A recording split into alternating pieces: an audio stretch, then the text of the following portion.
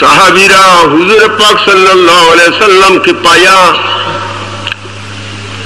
ঢোল বাজায়া বাজায়া নাচা নাচা গান কইছে।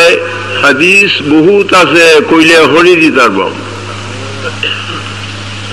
নবীজি নিষেধ করেন নাই। মক্কা মুআজ্জামা হইতে মদিনা মুনাব্বারা যাওয়ার কালে পুরুষ ও মেয়ে লোকেরা ঢোল বাজাইয়া ধপ বাজাইয়া, ধপ আরবি বাংলা থেকে ঢোল, নাচে নাচে হাতা তালি দিয়া রে আনন্দের সহিত মক্কা মদিনা নগরে নিয়ে পৌঁছাইছে। হ্যাঁ, কোন গান হারাম? রূপবানের গান, রূপবানের গান, যাত্রার গান, বাইস্কুপের গান, গাড়ুর গান, নদীর গান। যে গানে গুনাহের উত্তেজনা আসে, আল্লাহ রসুলের প্রেম ভালোবাসা বন্ধ হইয়া যায়।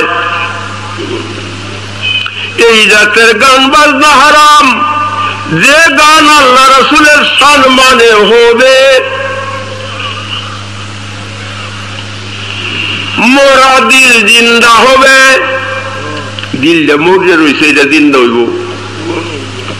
আল্লাহ রসুলের প্রেম ভালোবাসা বৃদ্ধি হবে। এই ধরনের গান জায়েজ, বরং ইবাদত।